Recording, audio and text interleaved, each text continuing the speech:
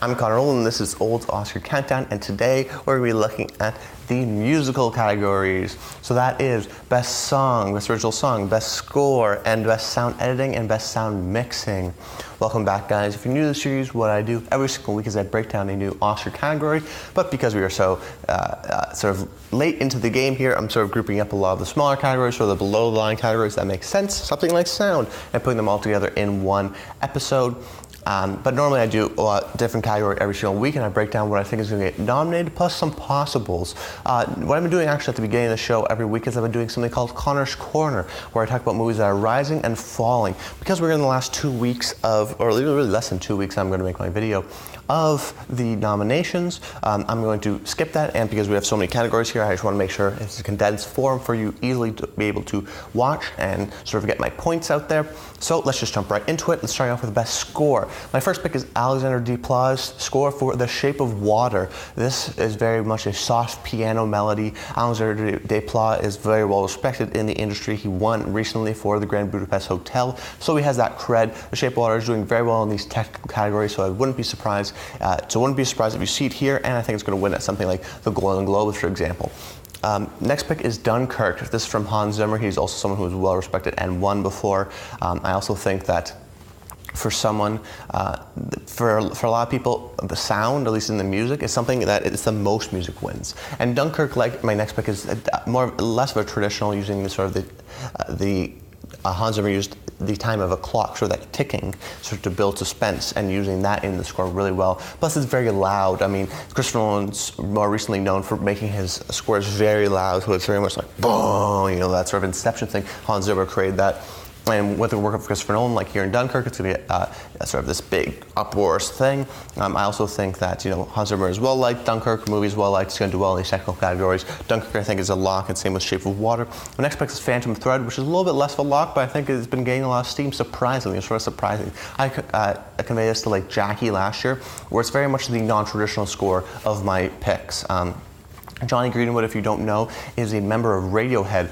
And he's done some of Paul Thomas Anderson's other scores, like The Master, for example. But a lot of his scores, at least from critics, have been unfairly snubbed because they don't qualify. Because according to the Academy regulations, they're not actual scores. They're just like has to be more sounds, I guess. I don't know, some stupid thing like that. But this year, he finally got in. So I think people have been wanting to give a chance to sort of reward him and get that nomination. Phantom Thread isn't doing as well, maybe as people thought. But you're looking at some of these categories, I'm thinking it could get 3 or 4 nominations. That's not bad. I mean, I think maybe even 4 or 5 if it does well sort of the below the line technical categories. So we'll see about that.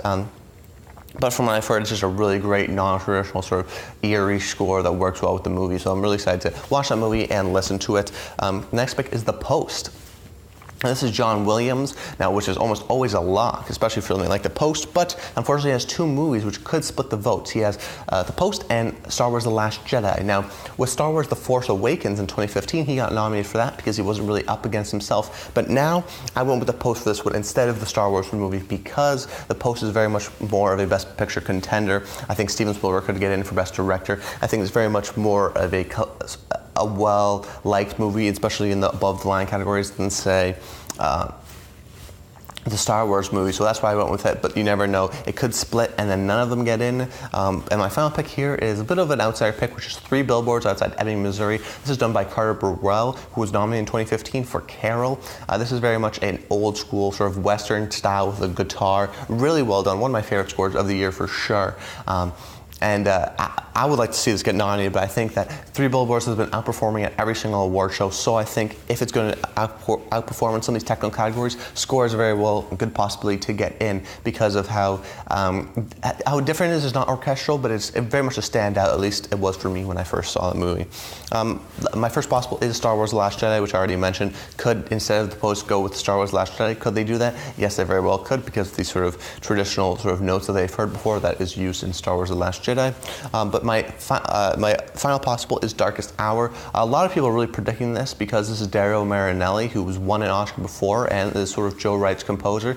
That being said, I don't think it's going to get in because Darkest Hour, I think, is sort of slipping, at least in the Best Picture sort of scenario. Even Gary Oldman slipping. You know, people are thinking Kristen Scott Thomas or Ben Mendelsohn for some of the supportings. They're not even in the conversation anymore. So the movie as a whole is slipping. So I think it's going to fall in some of these more mainstream below-the-line categories, like something like score.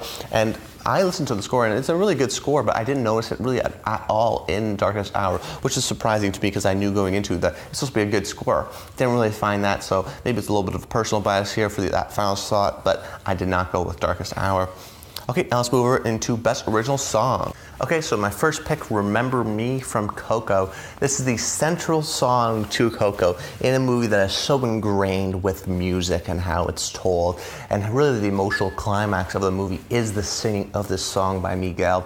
It's an incredible song. Plus, Pixar songs do really well for nominations, going all the way back to something like Toy Story for You Got a Friend in Me, Toy Story 2, Monsters, Inc. A lot of these original songs, WALL-E, get nominated for Best Original Song. So I think that for Coco, it's definitely is a good chance for it to get nominated. And I think it's the front runner right now because it is so integral to the movie and is definitely not only, there are other songs to Coco, but this is the standout central song. This is what you go out of the theater singing. I still have the melody in my head as soon as I read that title, so I think people will nominate it. My second pick is The Mystery of Love by Sufjan Stevens. Now, that's for Call Me By Your Name, and Call Me By Your Name has two songs in contention: The Visions of Gideon by Sufjan Stevens or Mystery of Love by Sufjan Stevens. I went with Mystery of Love because you listen to the lyrics, and for two reasons. The lyrics and what it says is really integral to the movie. It talks about, the mystery of love. That's what the whole movie's about. It's like falling in love for the first time and not knowing what these sort of emotions you feel. And then also it's really integral to the movie. Sufjan uses a really incredible he has an intimate voice, and that really pairs well with the intimacy that's on screen between the two characters. I really just think that it's a great pairing with some of the other 80s songs. It's my personal favorite, and I think it's going to get in. My next pick is This Is Me from The Greatest Showman. Now, I haven't seen this movie, and I actually predicted to win the Golden Globes, but at the time of the recording, the Golden Globes have not come out, but that doesn't matter anyways. That being said, the advertisement is from the lyricists of La La Land. That's their big title, so I'd be surprised if a movie musical like this that's come late in the game and has sort of been thinking, I think it's going to get a few other nominations. So it's a semi, Oscar contender. I'd be surprised if the central song of an original movie musical from the lyricists of La La Land doesn't get in here. I'd be surprised. This Is Me for The Greatest Showman. I think that's pretty close to a lock. The next pick is Evermore from Beauty and the Beast. Now, there's two scenarios for this. I'm going with one scenario. That scenario being it's one of the biggest movies of the year behind Star Wars: The Last Jedi. Number 2, billion-dollar musical. And if a musical over $1 billion, one of the biggest movies of the year, does not get nominated for Best Original Song, I'd be very surprised. That being said, it is Beauty and the Beast. It is a remake, so I think a lot of people don't realize that they actually added 2 songs. Plus, 2 songs, which one would they pick? I still go with Evermore. I think it's going to get in. The next pick is I Don't Want to Live Forever. This is from 50 Shades Darker. The artists are Taylor Swift and Zayn, so these are 2 big pop stars. This went outside sort of the movie community and really did well in the charts. It's a great song. I think right now another thing is that 50 Shades franchise has top of the mind awareness right now. It's in the public consciousness because a new movie is coming out. So they're thinking of that franchise. They'll think about the previous song. I think that it will get in. And plus the odds are really bad on it right now. So I think you should go for it in that scenario. My next 2 picks for my possibles. First one is Stand Up for Something by Marshall. This is a really moving song. You have Common laying down the bars. You have Andrea Day, who has these sort of powerful gospel-like vocals. A really great song, but I don't think Marshall is this will be the only nomination for Marshall, so I don't think it's going to get in for that. It could. The next pick is Mighty River for Mudbound. A lot of people are really passionate about this song, but I don't think it's going to get in because even though it is sung by supporting actress, possible nominee, Mary J. Blige, and one of the stars of the movie, I think that when people think of Mudbound, they think of this really dark, not dark, but gritty, sort of brutal, sort of powerful movie drama. And I don't really think of an original song like that. It doesn't stand out to me. Even though it is Mary J. Blige, they may nominate it for that if they're really on a Mary J. Blige kick. But right now, I don't think it's going to end just for that reason. So now let's move over into the next category, which is Best Sound Editing and Mixing. Okay, now I know these are 2 different categories, Best Sound Editing and Best Sound Mixing, but my nominees for the 2 are different. Maybe that will change, probably will. I just want to do this for the sake of the video to get my arguments out there. Maybe we'll change it up to spread it out, but there's 2 different strategies for these if you're looking at home. It's either do the same nominations for each or spread it out a bit, so hopefully get here and there to get that total right. who knows? A lot of times they do match up, but there's always one or two that's different. So let's move over into my first pick, which is Dunkirk. I think this is going to win, actually. It's definitely my front runner right now for the nominations, because if you think about Dunkirk, the movie is this visual sort of experience. It's almost like a virtual reality. I know Anne Thompson from IndieWire is saying that, and I agree, because the screen sort of engulfs you. So in a movie it's a unique combination, because you have those loud explosions and those gun sounds, but you also have very silent moments. A lot of this time, this movie feels like a silent movie. There's very little dialogue in the movie. I think that's really appreciated. Plus, I mean, war movies do really well in this category. Look at something like Hacksaw Ridge last year. Both got the nominations in both these categories, actually won for sound mixing. So I think that's a key sort of thing. So you have these intense moments, but you also have these quiet moments. The sound is on full display here, and I think it's going to get in. My next pick is Baby Driver. You know, this is not a huge Oscar darling, but I do think it's going to get in a lot of these below-the-line categories. And I think it's going to get in for both sound editing and sound mixing, especially for something like sound mixing, because Baby Driver is almost like a musical, and musicals do very well in the sound mixing category. And I think that sort of takes the slot of maybe another musical in that sense. And I mean, just how precise the movie is, where you're listening to the lyrics, and as you're seeing the graffiti on the wall, that are the lyrics that you're hearing in the song as you hear them. And then even to this incredible sound effects to the car chases, you know, the burning rubber on the road for the tires, or even just like you hear the stick shift move, right? It's really sort of unique. It blends well. Edgar Wright did a great job sort of highlighting this, and I think that the sound engineers will nominate for that reason. My third pick is Blade Runner 2049. No matter what you think of the movie, this is a visual and sort of experience. It really is an experience, I think. And the sounds are on full display because like my next pick, it allows for something that the others don't, which is creativity. Because we are in a futuristic sci-fi area, a lot of these sound nominations go to them because they're allowed to be a little bit more creative. The sound engineers appreciate that, where they're allowed to create new sounds that don't exist, but then they create different things. And I think that's a big key selling point for Blade Runner 2049. My next pick is Star Wars: The Last Jedi. Star Wars, if you don't know, is a huge industry change for the sound industry. What it did with Gary Rydstrom, particularly in the early Star Wars movies, creating the lightsaber sounds and the blaster sounds. Those are iconic sounds that you could mimic, and people have mimicked for 40 years now with their mouth. I mean, it's an incredible sort of achievement that Star Wars has done for the industry. So I think adding those new sounds, something like the Porg sound, for example, or just the sound that makes when on that Hoth-like planet with the red sort of salt that comes up. Very interesting, unique stuff that they were able to do in this movie. I think the different creatures and different sounds, the sound engineers will appreciate that, so we'll get both sound editing and sound mixing. Plus something like The Force Awakens got both, so that's a key thing there. And I think Rogue One, even Rogue One got nominated for sound mixing. So it's going to get in one of these, I think, for sure. Even though the movie is a little divisive, I think that's between fans. It's fans don't vote.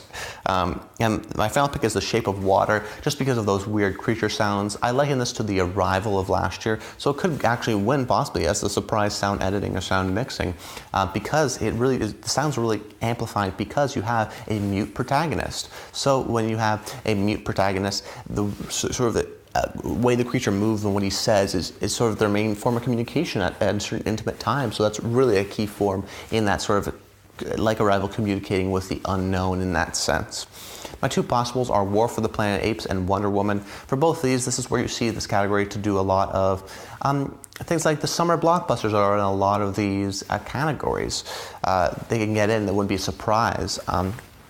So these big budget movies. And I think War for the Planet of the Apes is a little bit more of interesting because they actually have to do the performance capture outside and capture the sounds that way with like how they're stepping in the snow, things like that, and then not like humans stepping in snow versus apes stepping in snow is different. So different challenges there. Plus, if they want to reward an incredible trilogy in the Planet of the Apes sort of new trilogy here, they'll give it that nomination. So right now I'm thinking Planet of the Apes right now could get in for sound editing and not sound mixing. That's where I could see maybe slip for like a Shape of Water, even something like a Blade Runner. You never know. So we'll see in that sense. But anyways, guys, for all those reasons, those are my nominations in this big sort of, not too long, but big episode for all these four categories. Next week, we're going to be looking at the rest of the categories, except for the shorts. I'm going to leave it the shorts. I'm going to talk about them a little bit, but there's not a lot of things to talk about them, so I will talk about them in the shorts for my final big episode. But next week, we're going to be looking at three categories in visual effects, editing and foreign language films, sort of the leftovers, at least I like to call them. So that should be an interesting one because there's so many different varieties in that sense. And actually, the Ace Eddie Awards have come out, so that can tell you a little bit about it. And I'm actually recording a couple of these episodes in advance, so that's why I haven't been doing Connor's Corner. But when I do that final one, like I said, I'll be talking about the WGAs and PGAs and how that affects in the nominations and my final predictions and how that matters. Maybe there'll be some last minute changes, but right now, I think there's some definite sort of locks in a lot of these categories, like there are every year. But anyways, guys, I'm Connor Old. Make sure you like the video, comment below. Let me know what are your some picks, not for this category, maybe for Best Picture, maybe a movie you see on the rise. The Best Picture race is so wide open. I'd love to hear some of your thoughts. You can say it in any video. You don't have to go back and wait for me to do all that stuff. But anyways, guys, I'm Connor Old. And until next time, stay tuned.